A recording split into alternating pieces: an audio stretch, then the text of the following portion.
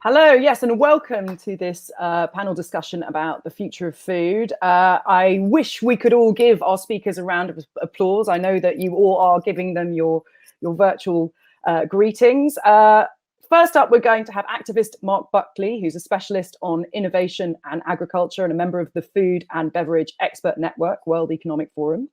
Next up, there will be Elsa Bernadotte, who's an entrepreneur and president and co-founder of Karma. After Elsa, we will have Alain Revah, who's the Chief Marketing and Strategy Officer at Ÿnsect. And finally, we will have Søren Westh, who is the founder and creative director of Dot506, where he's responsible for innovation and concept development. So, Marc, if you're ready, I'm ready. Let's kick off with you. Thank you very much. 2020, the decade of action, we started out this year with quite a bang. It was a very great year so far as we progress towards Davos, the World Economic Forum, the meetings, and the momentum that businesses in the world were taking. Then we were hit with several very alarming things that have changed our world. And the big question that we need to ask all ourselves when we talk about food and how we make and produce things is WTF, the burning question. So a lot of you are probably thinking, oh no, that's a swear word. It is not a swear word. It's what's the future? If we continue on the path on our business plan or as our business as usual down that direction that we have been going on, if we play out our business models into the future, our government models, the systems and the frameworks that we're currently operating in, what does it look like? What does that future look like? Well, it's one that we're eating our finite resources. We're creating a lot of problems around food that are happening all over the world and affecting human health and environmental collapse, climate crisis, climate change. So there's a couple of topics I wanted to cover today in a short amount of time. And the first one is the world's first ever global moonshot, the 17 United Nations Sustainable Development Goals. This is how we were presented with them, and I have to apologize. Nobody knows what the hell they're for. I ask people all the time, have you ever heard of them? And they don't know. And they don't know, are they for cities? Are they for countries? Are they for you? Are they for businesses? What are they for? And when I tell people I'm an advocate for the Sustainable Development Goals, they go, oh, great. I like, if they know about it, they say, I like number one, no poverty. It's red, my favorite color. I say, great, that's fabulous. But did you know that it is virtually impossible to work on one goal and not touch on all the others? So if you were to try to work solely on no poverty, you would automatically touch on zero hunger, good health and well-being, quality education, responsible consumption and production, clean water and sanitation, life on land and life below water, and on, because they're all a system. In 2018, all world international organizations switched to the siloed linear approach to solving our global grand challenges and switched to a systemic approach to solving our global grand challenges. I want to let you know that the reason it's the world's first ever global moonshot is because 197 countries came together for the first time ever and agreed upon a roadmap, a plan of action, a people, planet, prosperity insurance plan for 2030. It is an economic change. It is a gender change. It is a total reform of every system that we're used to in the past. It's a roadmap to a better future. But this is something that you might have seen before. This is Maslow's hierarchy of needs. If you look at the basic needs of humanity, you see the bottom two layers say breathing, food, water, sex, sleep, homeostasis, safety, security of body, resources, mortality. And that is because all 17 of the United Nations Sustainable Development Goals are for you. They are all tied together in a system. And luckily, as a food reformist and as somebody who is big on food, all 17 are tied to agriculture, seafood, food, and beverages. I want you to know that this bottom layer of the Sustainable Development Goals is the absolute most important layer for all of us, because it is how we make products, food, cars, cell phones, everything. And without that layer, we cannot make anything. We can't do anything. And so this is truly how we need to view the Sustainable Development Goals and worry about the economy last after we protect our precious biosphere.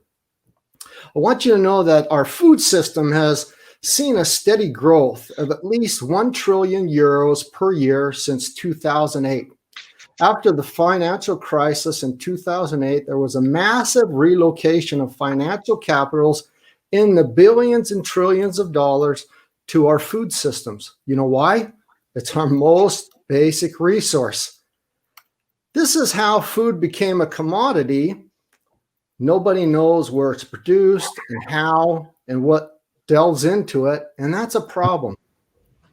I want you to know that this talk or today's discussion is about the future of food. I want you to know that it's not about the end products, the brands, the food tribes, or the future of food. It's how we produce food that will have the biggest exponential impacts towards resilient sustainability and solve our global grand challenges. Regenerative agriculture, innovative clean technologies, that's the true way. And I'm out of time, and I thank you very much. Thank you so much, Marc. Next up, we have Elsa, who is president and co-founder of Klarna. Of Karma. just to make sure, I should jump in here, right? Yeah. Cool. Go ahead. Okay. Thank you so much for the introduction. So my name is Elsa, and I'm co-founder of Karma. I'm going to rewind a little bit and tell you a little bit about how we started off, because 4 years ago, me and my co-founders sat down to discuss how are we going to save our company. Because for 9 months, we had built a deal platform that it turned out nobody, unfortunately, was interested in using. We knew that we had built, in our view at least, a great technological platform, but without an end user and a product that didn't really solve a real problem. So we had always said that we wanted to build the next big thing and to use our tech skills in order to create something that would have a positive impact on humanity. So we had this big vision, vague mission, and we were clearly failing. But what we didn't know at the time was that this realization and, ultimate failure would actually be the starting point of what would become our mission, and to this day, which is using technology to solve one of the world's largest climate issues facing our planet, food waste. And the reality is that food waste is one of the world's largest climate issues, where we see 1/3 of all food produced globally is wasted every year. And if food waste was a country, it would be the 3rd largest carbon emitter, just behind China and US, which is a pretty bad track record, or good, depending on how you view it. And it's creating 8% of all greenhouse gas emissions globally. So it's big and it's really serious. So it's from that challenge that the Karma you know today, not 4 years back, but today, was born. So our mission today is to eliminate food waste across the entire food chain, and in doing so, creating the first zero food waste generation, which just sounds easy, huh? But this is where we started. We started with the Karma app, which simply connects consumers like all of us here today with restaurants, cafes, and grocery stores who have surplus food for sale.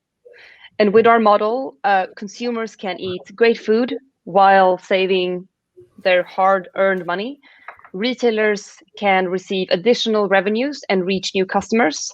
And we do this all while we're saving our planet and take better care of the resources we have at hand. So we really believe that this is a way of creating a true win-win. But that being said, even though I'm very excited about that model, we also know that the future of karma and the future against food waste doesn't lie only in our core app or our core product. It's going to be in constant innovation. So that's why I want to talk a little bit about that. Because the more that we learn about our customers, so the consumers and our retail partners, the more we're actually able to iterate and evolve our business to find more and better ways to help them reduce their waste. And here's 2 examples on this slide. On the left-hand side there, you will see our Karma fridge, where our partners actually, the restaurants and the grocery stores can store food waste in their sites and across the city in specific locations. And using the fridge, we make rescuing food waste even more accessible for consumers like us, but it also creates a new avenue to distribute food waste for companies further up the chain. So such as wholesalers who doesn't necessarily have a direct route to market otherwise.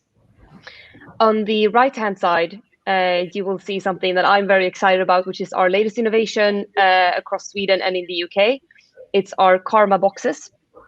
And in part, this is a response to the COVID-19 outbreak and the lockdown in the UK, where we basically pivoted our entire business overnight in order to create another avenue for surplus produce in pharmas and wholesalers. So if you haven't checked it out yet, please do. Happy to hear your thoughts. But outside of innovation, I also want to spend a little bit of time on talking about data, because increasingly we see data as our biggest ally in the fight against food waste.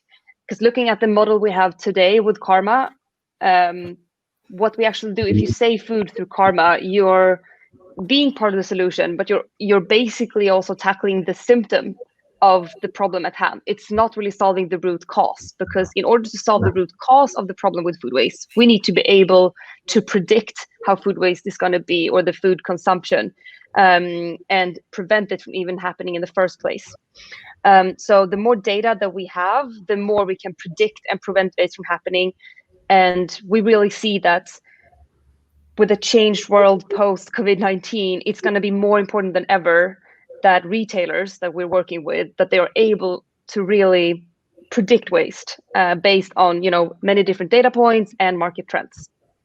So this is where we are incredibly excited, because we can really see how our platform makes this possible as it is today. But I know I'm short of time to talk, so I'm going to wrap up. I want to leave you today with my wider impression of the future of food. With the current climate change and the huge challenges presented by COVID-19, I really believe that the future of our industry rests on leadership that can, combine the focus on profits with the need for impact too. And with technology, we can go from our traditional take, make, dispose way of, our such food culture to a more circular business, a circular economy. And that's what we've been working towards with Karma. A business that places equal weight and importance on commercial success and positive impact. And by interweaving these two so clearly into the fabric of our business, we're able to succeed not only as a company, but as an industry too. So with humanity and the environment front of mind alongside business success, I really believe it is possible that all companies can really help create a future for our industry that we can be truly proud of. Thank you. Thank you so much, Elsa. Next up, we have Alain from Ÿnsect. Alain, the floor is yours. Hi, good morning. I believe that they're going to launch a video to start, and then I'm going to actually just go to the slides.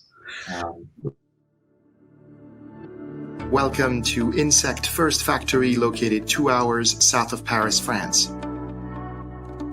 It currently produces hundreds of tons of insect protein, oil, and fertilizer for the trillion-dollar animal nutrition, and agriculture markets. The plant is fully automated with robots feeding, hatching, sorting, and finally processing the insect protein. 26 patents cover all aspects of insect protein production. Our company develops AI models aided by computer vision to create the optimal environment for insect production. Ÿnsect employs a global, highly talented workforce of 120 from 20 countries to address the current and future challenges of feed and food, using 98% less land and 50% less resources. Ÿnsect is building its second plant 1 hour north of Paris, the largest insect protein plant in the world. It will produce up to 50,000 tons per year. You can see the renderings of the growth and reproduction units and a global rendering of the entire footprint. Ÿnsect, reinventing the food chain.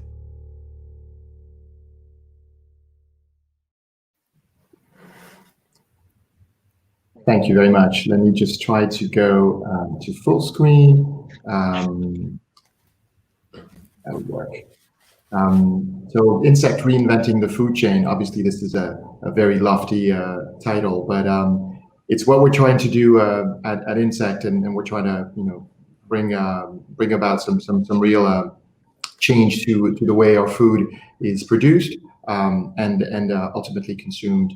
So how do we feed 10 billion people? I mean, it's just it sounds like a staggering number, but yet it's only 30 years away. So in 2050, we're going to be 10 billion people, and we'll need so much more food that it's kind of frightening to think how to feed this many people when only 5% extra arable land is available globally. It actually sounds more like the Brazilians will definitely burn down the rainforest. There's probably not going to be any other option. When you look at China, you see that China consumes almost 1/3 of the world's meat. And when you speak to Chinese regulators, they basically will tell you, well, I have the right to actually eat meat now.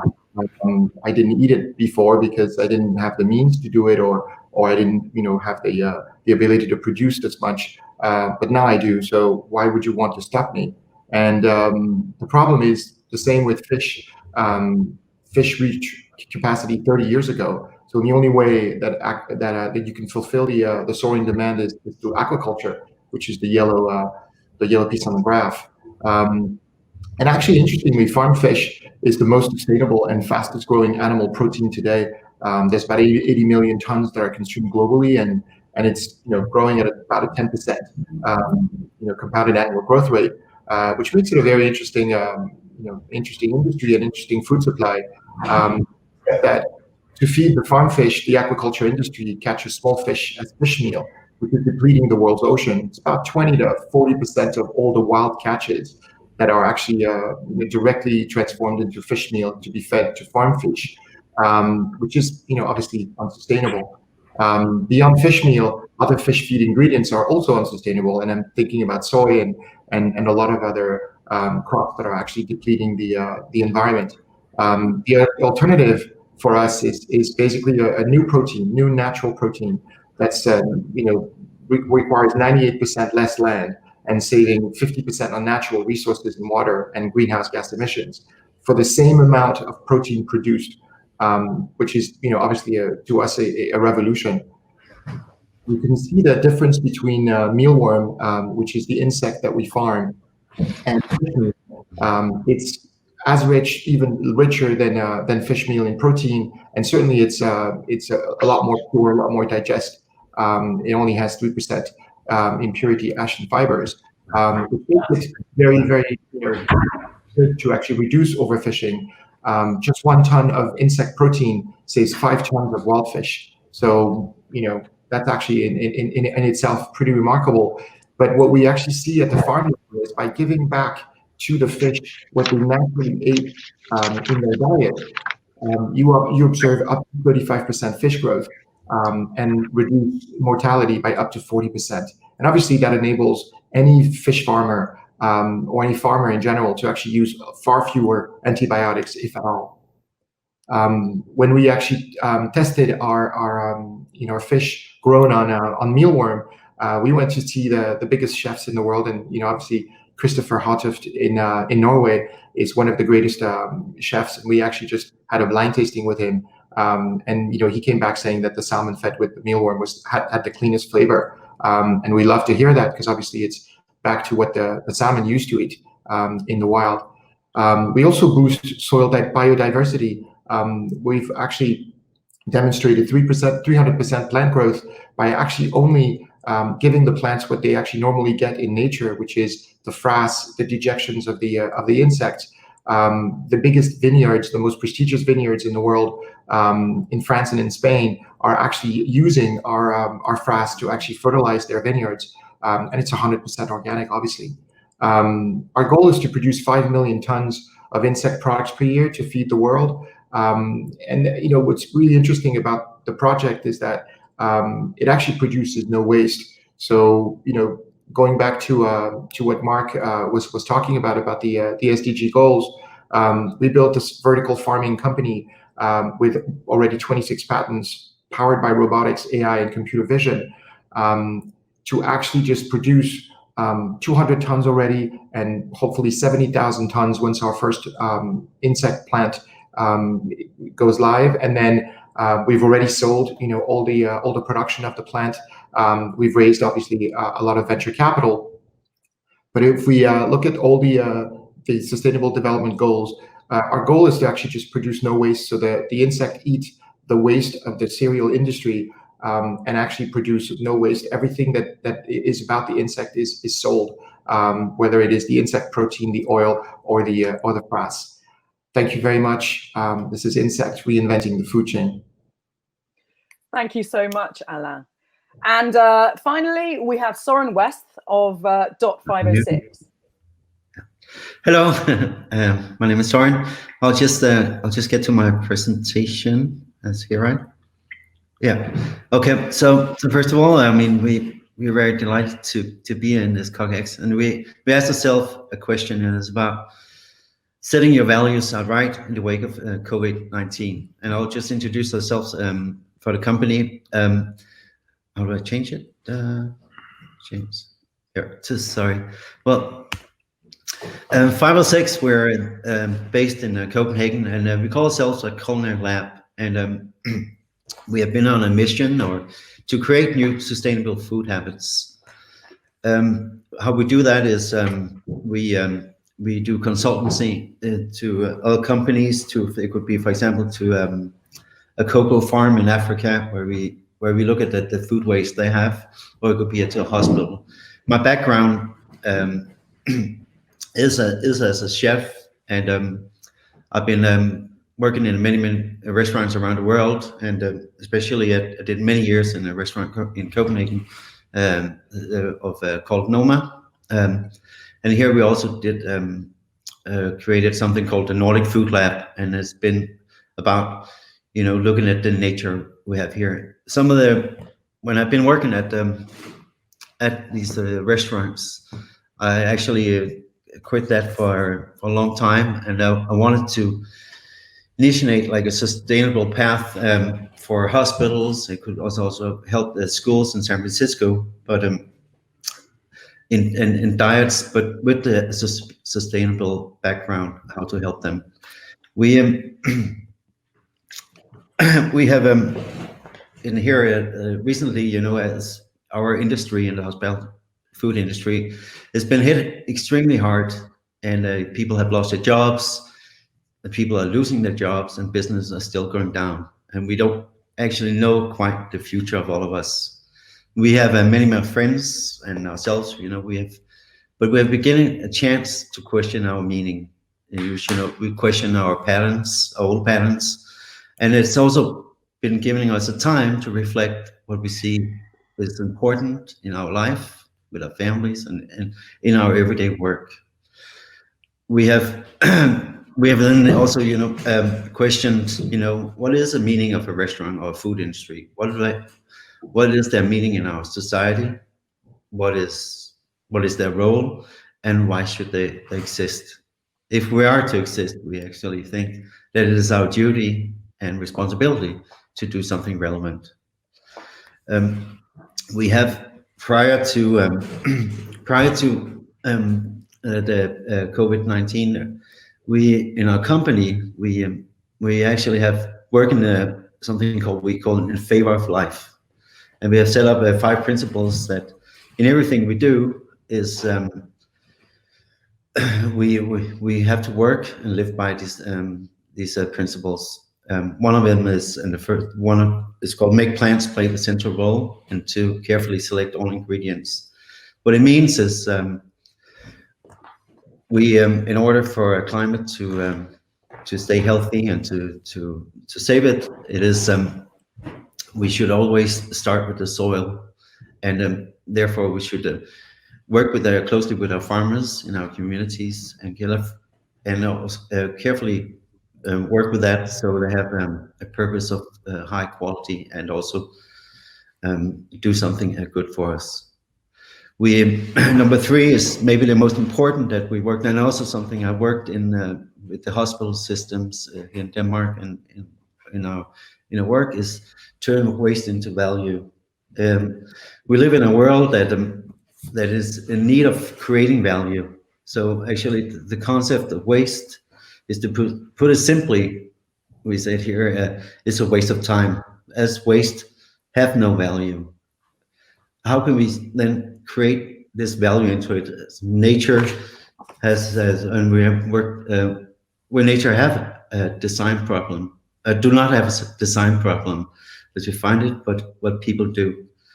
So how can we eliminate the concept of waste? So waste does not exist in it. Our business actually also we also do have a vertical farm, so next to our company, where we produce for small vegetables and so on for our local restaurants, and also to create less waste. We also work closely with another company called Grimm, which means ugly and it is basically all the fruit and vegetables that don't exist or can exist in our systems. For example, a lot of big producers of vegetables, in their machines they have, they do wrap or package vegetables that have a certain size. So everything that is not in that size actually gets thrown out, or it could have a small little mark on it. So this company provides boxes that we bicycle out to different companies, and it is a small small little boxes that so people can actually make their food at home, and that has been growing here in Denmark as we are all locked down. We also see that we want to embrace change. Embrace change, and we all need to be open-hearted, and we have to test new ideas and products for the sake of creating a better and a more sustainable future. We all do that through storytelling. We always think that everything should have a purpose, and also everything we do here needs to create a reflection and can spark conversations, so we all can do good. So I'm not sure. Maybe I'm running out of time. I'm not sure, but I think I'll close it down here. Thanks so much, Søren. Thank you. We've got about 15 minutes for some Q&A between us. This has been absolutely fascinating for me. I have written a book called Sex, Robots and Vegan Meat, and a big chunk of the book looks at the future of food. And hearing you talk, there are so many questions that I want to ask you. And I guess the first one is, I was looking at the lab-grown meat industry, and I know, although a lot of people in that industry don't want it to be called the lab-grown meat industry, one of the big challenges for people in that industry is something that some people call the ick factor, the yuck factor. How much will human beings be prepared to accept food that has come to them through a radically different means of production? And we're talking here about food that is waste food or food that is made from protein from insects. And I'd love to ask the panel what they think. How much is the ick factor a problem? And if so, how do they think they're going to address it? Maybe the best person to start in all of this is Alain. I expected that question, Jenny. How are you? So I think what you have to look at is, number one, the world is not uniform, and it's not seeing these different proteins with the same eyes. So if you look at Mexico, if you look at Southeast Asia, Thailand, or China, they eat insects routinely. So this is part of their diet, and it's not something that actually causes the ick factor. But if you look only at England or France or maybe the US, then maybe it is. So I think the way we targeted this is by actually going all the way to the beginning of the food chain, by just working and producing insect protein for the animal nutrition market, which is actually much bigger than the food, just the human food market, and just once you know that your fish is actually fed on something such high quality, then maybe over time, and maybe it's going to take 10 years, maybe it's going to take 20 years, the ick factor will gradually go away.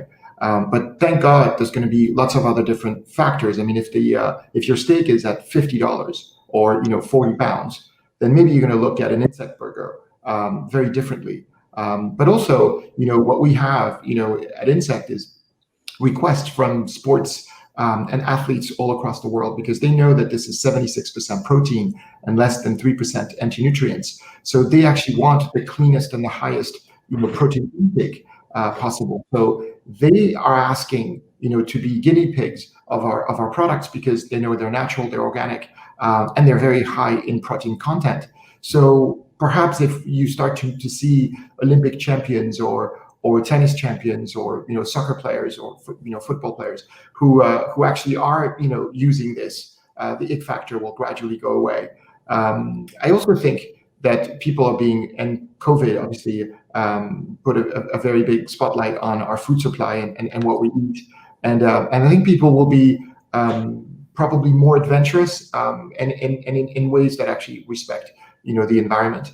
Than before. So let's hope that the ick factor goes away as quickly as possible. That's not our business plan, but if it does, then it will be very good for everyone, and specifically the planet.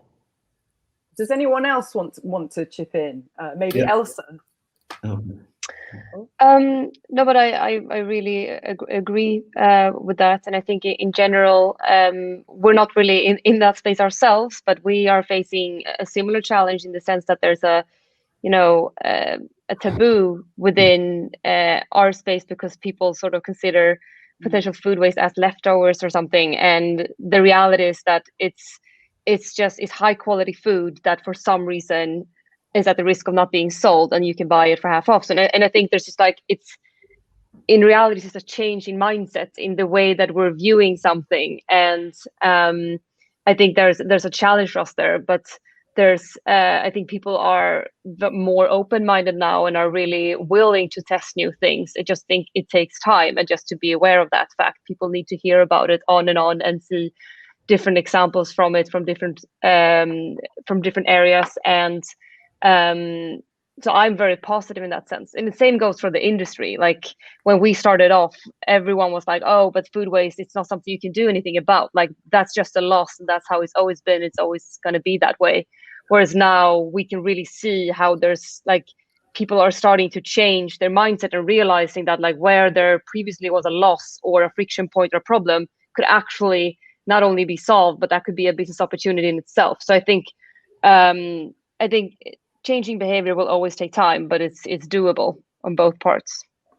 Marc, did you want to come in? You bet. There's a couple things. So I live in Hamburg, Germany, and so I deal a lot with the Europe region. And in Europe, instead of lab-based meat, they call it in vitro, which for me immediately triggers artificial insemination, in vitro babies or something. I'm like, what does that have to do with food? So I totally agree and understand this ick factor, but I'm also a global citizen, and I know that insects and many types of different food are eaten around the world that are insects and different parts of animals and exotic fruits and superfoods and fruits that a lot of us have never seen or tasted. I believe that it's a super tool in our toolbox for bringing efficiency into our food systems as another alternative to draw down emissions and the way we produce food. I don't think it's a silver or magic bullet, but it's a great tool for the toolbox. The other thing that I strongly feel is it's not, and I mentioned this in my talk, it's really not about the foods of the future, what kind of insects or animals or in vitro we're going to eat. It's about how we produce those. If we use highly efficient methods to do that, or regenerative practices that do not harm human health or our environment, that is the true key, because we've had the future of foods around for a long time. Winston Churchill mentioned, different ways of producing chicken and meats for the future. And finally, we're starting to catch up and realize that there's some better alternatives, some things to add to our toolbox. So, Søren, do you want to come in on that? Well, just and I've worked some with the insects as well in my career, but I also when I remember when I worked at the hospital, and we had a program, a test of people with having cancer, and most of them 30% didn't get sick of cancer, but or died of cancer, but actually of everything, the follow-up, and a lot of them was because they didn't eat a lot or eat the right food.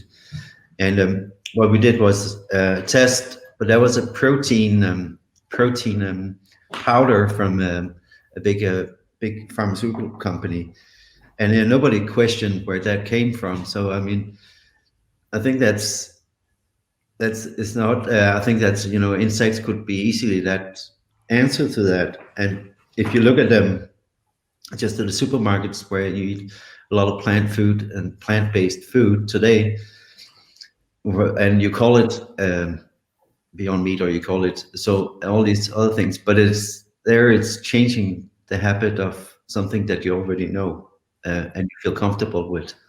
So here I think it's just a matter of time. But if you look at many things, the plant-based products, a lot of them, it is not natural components that are in that food in the first place, So. Absolutely. One last thing with that natural thing, our world is a big microbiome, and in 2015 we discovered the biggest part of the human microbial genes and microbial cells in our body are in touch with our soils, our earth, other species. And so in reality, just in our body, we've got a lot of different types of bugs and things that help us digest and process food that keep us in good health. And so I know it seems like we go with this in vitro or these different types of future of foods, but if we look at the big history of how we evolved and crawled out of this primordial soup into where we are now, I think we've eaten a lot of things along our journey to where we are today. So it's a lot better than some of the shit they're feeding us today. I'll tell you that. My next question for all of you is, to what extent is the answer to the challenges that we face when we look at the future of food, to what extent is the answer a change in human behavior, in human appetites, and our willingness to be wasteful or not? To what extent is that the answer, or is a technological solution the answer? Because it seems to be there's two schools of thought. One is, we need to eat less meat, we need to buy local. And the other is, we need to find a way to give people what they want in a way that doesn't harm the environment. How would you balance those two things? Who wants to go first? I can go. I think it's a great question, and I think the answer is that they go hand in hand. And I mean, or in the end, we really need, I think the consumers, like we need to change our attitude and the behavior. But that being said, I think it's simplifying the situation by just saying that and then leaving it there, because that is also like blaming the consumer in a way that I don't think is helpful. I think the solution is we need to change, but I think technology and companies and the industry in general, we need to make it easy and frictionless and a positive thing to change. Because I think we're quite aware of a lot of issues we're having as a society in general, but how do we actually solve it, and how can I be part of that solution in an easy way? Because at the end of the day, what we've seen, at least, like everyone wants to reduce food waste. There's no restaurant I've ever talked to who's ever said like, I love having waste. Everyone wants to be part of that solution. But if it costs you more to be part of that solution than just keeping as is, then you won't change. So I just think that goes for the consumer as well. Like how can we offer technological solutions or products itself where it's actually more beneficial or rewarding or more tasty or whatever, or just incentivize you to make that change and make that part of who you are and how you're living. Because if you're feeling like you're losing psychologically, you won't change. That's what I think. We have 3 minutes left, so I'm going to go quick fire to the rest of you. Søren. Yeah, I just have a quick, because I mean, we can actually, with the COVID-19, we actually found out how fast we can change people's habits and how fast we can change patterns of everybody globally, I think that was important. So I think we should all, preferably is from the government, to think of everything as a blank slate, and how do we start from scratch and changing, and embracing all our old bad habits. So, yeah. I mean, I can just jump in. I think, historically we've seen, that telling people that smoking is bad, hasn't actually changed their habits at all. The photos, the campaigns, just didn't work. What did work was, taxing the price of a pack of cigarettes and moving it up from, 15-fold, 20-fold from what it was. And then at a certain threshold, when it became like, $10 or £10 or €10, people really drastically, massively stopped doing that. So, I think there's going to be a balance between consumer behavior, between being more informed, between wanting to do more, personally. But I think there's also going to be laws that will actually say, hey, this product is more expensive because it is actually more taxing to the environment, or this food chain is actually just stopped just because we can't. And once you actually can't supply a market, then it will change consumer behavior as well. Marc, do you have a 30-second thought you want to share with us before we close? It's really multifaceted, systemic approach that we need to take. There's no magic or silver bullets. It's a mixture of all components that will do it, so that we just don't create things that harm human health and our planet. And it's possible to do. Thank you so much. This has been fascinating, and we could go on. We are going to go on in the Q&A breakout session. I'm going to pass over to Andrew, who will explain about that. Thank you, Jenny and Westh, for a fascinating panel taking us through views on the future of food. As Jenny mentioned, the discussion will continue at 11 a.m. with a Q&A session with the panelists. That session will not be on YouTube. If you have the right ticket, you can join that over on the CogX conference platform. You're watching the Planet, Smart Cities and Space stage at CogX 2020, where our theme this year is how do we get the next 10 years right? Our next session on this stage will be at 12 o'clock UK time, where we'll be talking through how cities can be optimized to deal with the changes towards remote working that we are going through at the moment. Hopefully, I'll see you all there. Want access to more CogX videos? Subscribe now for free at cogx.co.